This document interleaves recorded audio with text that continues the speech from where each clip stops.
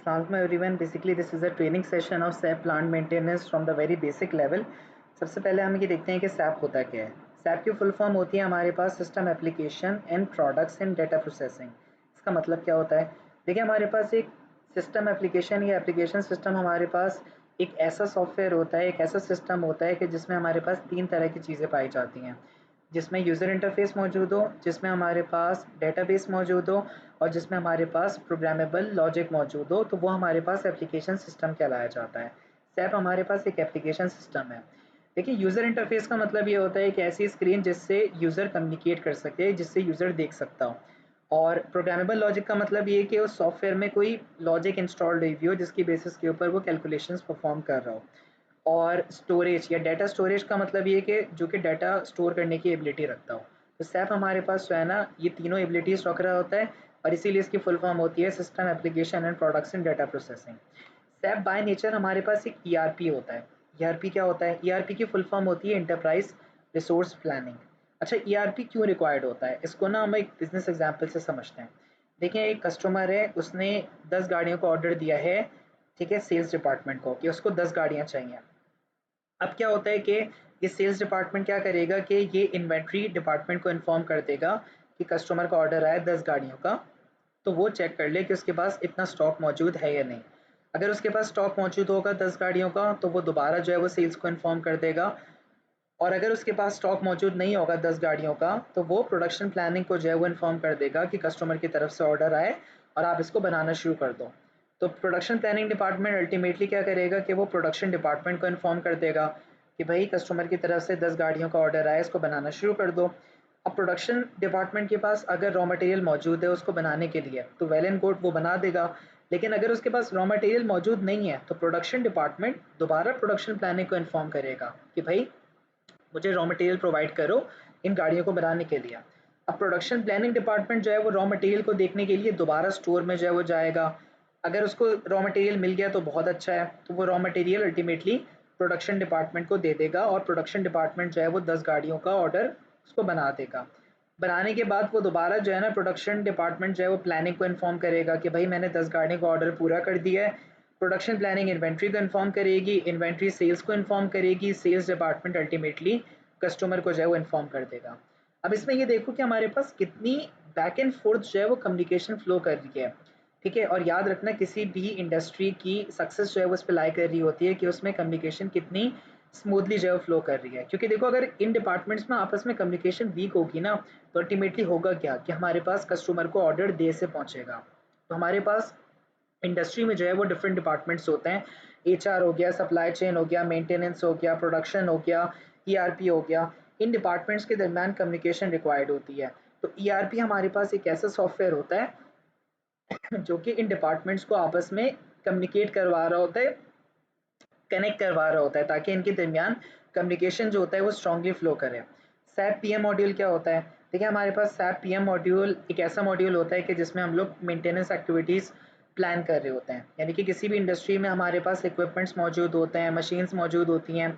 ये मशीन्स को हमें मेंटेन करना होता है। अगर उनमें कोई ब्रेक डाउन आ जाए तो उसको दोबारा उसकी ओरिजिनल कंडीशन में लाना होता है, जो कि मेंटेनेंस डिपार्टमेंट कर रहा होता है। तो सैप पीएम मॉड्यूल हम लोग यूज़ कर रहे होते हैं ताकि हम तमाम इक्विपमेंट्स को टॉप ऑर्डर में रख सकें, उनकी मेंटेनेंस हम एफिशिएंटली परफॉर्म कर रहे हैं, उसमें हम लोग बजट्स को एफिशिएंटली यूटिलाइज कर रहे हैं, उसकी मेंटेनेंस एक्टिविटीज़ को हम वेल प्लान कर रहे हैं। इसीलिए हम लोग SAP plant maintenance module use कर रहे होते हैं। सैप प्लांट मेंटेनेंस मॉड्यूल के साथ ना 2 मॉड्यूल होना इंटीग्रेट बहुत ज़्यादा ज़रूरी है। एक होता है सैप एमएम मॉड्यूल और एक होता है SAP finance and controlling module. देखिए सैप मेंटेनेंस मॉड्यूल के लिए ना ये दोनों ज़रूरी इसलिए हैं क्योंकि जब हम मेंटेनेंस परफॉर्म कर रहे होते हैं तो अल्टीमेटली हमें इक्विपमेंट्स की रिक्वायरमेंट होती है। और वो इक्विपमेंट हमारे पास मटेरियल बहुत ज़्यादा जो है वो ज़रूरी होता है, हमें मटेरियल प्रोक्योर भी करना होता है, तो इसीलिए हमें मॉड्यूल ज़रूरी होता है। और फाइनेंस एंड कंट्रोल मॉड्यूल इसलिए ज़रूरी होता है कि हम लोग ये दिख सकें कि हमारे पास कहाँ पे हमारे पास बजट्स यूटिलाइज हो रहा है, कौन से इक्विपमेंट हैं जहाँ पे हमें ज़्यादा स्पेंड करने की ज़रूरत है, या कहाँ पे कितना हमारे पास बजट किस जगह ज़्यादा यूटिलाइज हो रहा है। तो एनालिसिस पर्पज़ के लिए हमारे पास सैप मेंटेनेंस मॉड्यूल के साथ साथ सैप फाइनेंस कंट्रोल मॉड्यूल ज़रूरी है और मटेरियल मॉड्यूल भी ज़रूरी है, ताकि हम मटेरियल को ईजिली प्रोक्योर कर सकें और उसको हम लोग ईजिली अपने इक्विपमेंट्स में या अपने मेंटेनेंस में हम उसको यूज़ कर सकें। तो ये दोनों मॉड्यूल होना ज़रूरी है सैप के साथ, एमएम मॉड्यूल और फीको मॉड्यूल। की एस्पेक्ट्स जो होता है वो प्लांट मेंटेनेंस के हमने देख, जैसे हम प्रिवेंटिव मेंटेनेंस हम कर रहे होते हैं सैप में परफॉर्म, ब्रेकडाउन मेंटेनेंस हम प्लान कर रहे होते हैं। इसी तरीके से हम लोग रिफर्बिशमेंट और स्पेयर कर रहे होते हैं कि अगर मेरे पास इक्विपमेंट का कोई स्पेयर पार्ट डैमेज हो जाता है तो कैसे मैं उसको रिपेयर करूँगा। ठीक है, इसी तरीके से हम कैलिब्रेशन परफॉर्म कैसे हम प्लान कर रहे होते हैं कि हमारे इक्विपमेंट अपनी एक्यूरेट मेजरमेंट जो परफॉर्म करे, उसके लिए हम कैलिब्रेशन का एक हमारे पास एक सिस्टम होता है सैप में, सैप पीएम मॉड्यूल में। इसी तरीके से हम परमिट्स का जो है वो डिफाइन कर सकते हैं कि हर इक्विपमेंट की, अगर लेट्स से कि किसी इक्विपमेंट में मेंटेनेंस से पहले हॉट वर्क का परमिट ज़रूरी है तो हम वो सैप में जो है ना बाय डिफ़ॉल्ट हम कर सकते हैं। ठीक है, कि उसके परमिट्स जो है ना डिफाइंड हो सैप में। हम रिविजन्स परफॉर्म कर रहे होते हैं, मेजरिंग काउंटर्स हम डिफाइन कर सकते हैं सैप में। तो ये बेसिकली कॉमन एस्पेक्ट होते हैं सैप प्लांट मेंटेनेंस के। अच्छा, सैप में ना हम लोग कुछ बेसिक कमांड्स यूज़ कर रहे होते हैं जिनका पता होना ज़रूरी है। वो ये 4 कमांड्स होती हैं, बैकस्लैश बैकस्लैश ओ, बैकस्लैश एन, बैकस्लैश नेट। ठीक है, ये हम किस तरीके से यूज़ कर रहे होते हैं, मैं दिखा देता हूँ। ठीक है, अच्छा देखिए, लेट्स से कि अगर मैं सैप में एक कमांड यूज़ करता हूँ ना RW28, ठीक है, अगर मैंने ये कमांड यूज़ करी है सैप में बैक IW28 जो कि नोटिफिकेशंस के लिए होती है। अगर मुझे किसी दूसरी जो होता है ना वो ट्रांजैक्शन में जाना है, ठीक है, तो होगा क्या कि सैप जो होता है ना बेसिकली दूसरी ट्रांजैक्शन में जाएगा नहीं। ठीक है, क्योंकि ये सैप में बाय डिफ़ॉल्ट है। लेकिन अगर मैं बैकस्लैश एन यूज़ करके जो होता है ना वो जाऊँगा ना, तो होगा क्या कि मेरे पास सैप दूसरी ट्रांजैक्शन में इजीली चला जाएगा। अगर मैं बैकस्लैश एन यूज़ नहीं करूँगा ना तो होगा क्या कि मुझे पहले इस ट्रांजैक्शन को बंद करना पड़ेगा। ठीक है, और फिर मुझे जो है ना वो दूसरी ट्रांजैक्शन को ऑपरेट करना पड़ेगा। तो ये बैकस्लैश एन का फ़ायदा होता है।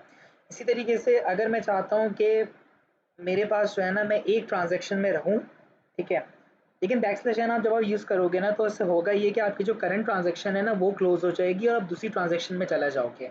लेकिन अगर आप चाहते हो कि आपकी करंट ट्रांजैक्शन भी रहे और आपकी दूसरी ट्रांजैक्शन में भी आप चले जाओ, तो आप बैकस्लैश ओ जो है वो यूज़ करा करो। ठीक है, तो आपकी जो करंट ट्रांजैक्शन है वो भी ओपन रहेगी और आप दूसरी ट्रांजैक्शन में भी चले जाओगे। ठीक है, इसी तरीके से ये कि हमारे पास जो है वो एक सैप में कमांड होती है नेक्स्ट की कमांड। ठीक है, नेक्स्ट की कमांड जो है ना वो हम लोग यूज़ कर रहे होते हैं कि अगर हमें सैप से बिल्कुल लॉग आउट होना है। अच्छा, एक होती है नेट की command, N E N D, दोनों का तकरीबन सेम पर्पस होता है। जब मैंने नेट की कमांड ऑपरेट करी ना तो इससे होगा ये कि सैप मुझसे पूछेगा कि आपने लॉग ऑफ होना ही नहीं होना।